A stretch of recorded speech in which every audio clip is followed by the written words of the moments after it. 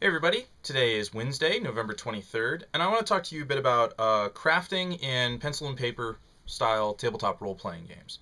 Uh, for pretty much as long as I've been playing tabletop RPGs, there's been some form of crafting. I started pretty much, I did start with Champions, but I wasn't paying attention then. I've played the West End Games version of Star Wars. I've played an early version of Shadowrun. Sorry, it's really windy outside, and I'm gonna probably have to go chase down a recycling bin in a bit.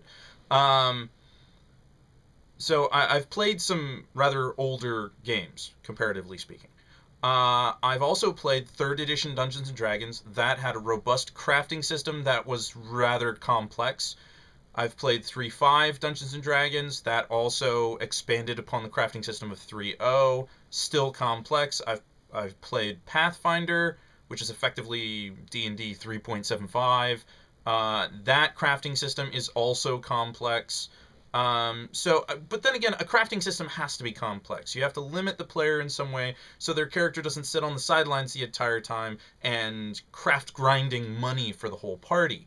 You have to make it take time, like real crafting takes time, takes resources, and doesn't always turn a profit. So, you have your building the party's weapons, magic equipment, armor, what have you.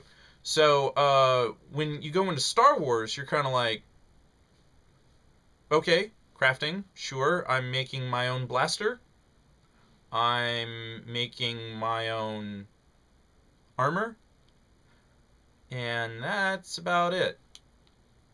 That was Star Wars. I think that was the crafting in Star Wars when Wizards of the Coast first picked it up. I don't remember. West End Games didn't have crafting, I don't think. I have the core book here, and I just flipped through it for the West End game system, and I didn't see anything about crafting. So anyways, fast forward to a few years ago when the Star Wars Saga edition core rulebook came out.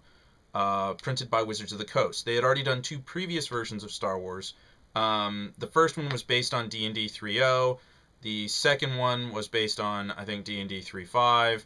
And the Saga edition was kind of like a precursor to 4th edition Dungeons and Dragons. It implemented the 3 action round, the 1 attack per round rules, all sorts of stuff. Second wind, even. Literally, Star Wars Saga Edition is a slightly more complex version of modern-day 4th edition D&D. So, there you go. But they ripped out the crafting system that used to be there, and it pissed off my party, my players. It pissed them off. Or at least one of them who's particularly loud about crafting. What are you going to do? So, we waited for them to come out with more details, and there was a pretty big uprising in the community for the Star Wars role-playing game about where's the crafting? I want to be able to build stuff. And Wizards' WotC's response was, you don't see them building anything in the movies. It's not cinematic. And that's true. They went for a very cinematic feel to the gameplay, and you can see that in 4th edition today. But they acquiesced, and in a web update, they introduced what's called the Tech Specialist feat, which allows you to do limited upgrades to some of your stuff. Like you can increase your reflex defense from your armor by 1 point. You can increase the accuracy on your weapon by 1. It's little simple tweaks that you can do. And it takes time, and it takes money, and, a mechanics check. Okay.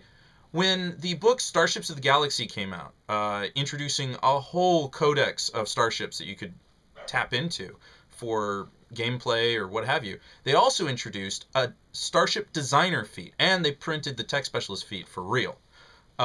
So you have Tech Specialist feat on one page, and it's a prerequisite for the Starship Designer feat. And the Starship Designer feat is like, okay, you can design from scratch a starship, but for every 100,000 credits it takes, you add a day and 1 to the difficulty of creating this blueprint, if you will. Now, there are many ways of interpreting this feat, and I'm sure we've misinterpreted it a couple of times in the past. But it's very open-ended. What my group has pretty much done is, okay, we want that ship, but we don't want any of the shit that's on it. So, it's kind of like that. And one of the benefits of the feat is that you ignore the non-standard modification rule. What non-standard modifications are is at a certain size of ship, you're allowed to have certain size equipment. So, for example, you have a shield generator that's like gives you a certain level of protection. Well, the more the protection, the bigger the size ship has to house it because, you know, power requirements and all that stuff. And I'm going to kill that damn dog, I swear to God. Anyways, the bigger the shield generator, the bigger the ship required, and it like strips out the small ships. An X-Wing is 12.5 meters long, classified as, I want to say gargantuan or huge. No, gargantuan. An A-Wing is huge. A Millennium Falcon is classified as colossal. It is a space transport. You cannot put, ordinarily, a shield generator that would go on the Millennium Falcon, like the biggest friggin' shield generator you can slap on the Falcon, and put it on an X-Wing. You just can't do it. It doesn't make sense. Well, you also can't put on, like, a massive quad laser turret on an X-Wing. That also doesn't make sense. So, there's a non-standard modification rule. You can put these things on there, but they take twice the space and cost, like, twice as much to do. Oh, and by the way, if someone gets lucky and nails your ship, they can shoot that part right off your ship. That's the non-standard modification rule. Perfectly acceptable. So, when you go to design a ship, you ignore the non-standard modification rule. I can take a shield generator from the Falcon and slap it on the X-Wing. Why? Because I'm designing a whole brand new ship, and it doesn't have to look like the standard X-Wing. It can look all new. That's the non-standard elimination for Starship Designer. That's the real benefit to the Starship Designer feat, aside from a couple of, you can upgrade the ship 3 times for this, and this. Well, last night, I started retrofitting the Starship Designer feat to allow for the Armor Designer feat, and the Weapon Designer feat, and so on and so forth. Because my group wants, well, my players for my Tuesday night game want custom armor.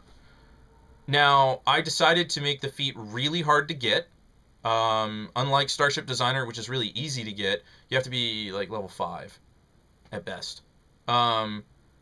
The Armor Designer feat requires you to be at least level 9.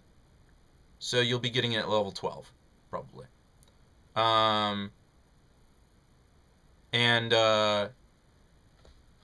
So, because I put in a heavy-duty feat requirement of the Superior Tech feat, it's like an advancement on the Tech Specialist feat. It's twice as good. But it's more difficult to get, and you can't get that until level 9, and the next time you get a feat is level 12 after that. So, you have to be at least level 12 to take advantage of the Armor Designer, Weapon Designer, whatever feats that I'm making. And then these feats are going to have limitations built in. So I'm currently designing them. I'm weighing them on balance, and at least the armor one. The armor one is first because that's the most important one for my group right now. And I need to sit down today and pour over the books, what PDFs I have, and what information I copied into my spreadsheet of my catch-all spreadsheet of information, so that I can figure out how balanced this is. If it's not very balanced, I might just scrap the whole idea and say, sorry guys, you can't have custom armor. But they implemented the upgrade system in Scum and Villainy, and every suit of armor has a certain number of upgrade slots, a la Knights of the Old Republic, where you could put in a mesh underlay and armor reinforcement. So, I mean, these are the things we're looking at now. We're trying to customize the characters. They're getting up there in level, and there's not a lot left for them to spend money on. So, ships are very expensive. Armor, if done this way, will be really expensive too. So, we'll see how it goes. I know I rambled on for several minutes there, so I apologize to those of you who are not interested in the Star Wars role-playing game. Oh well. You're watching a guy's daily vlog, so it's not going to be a win for everybody every day. So anyways, until next time, take it easy.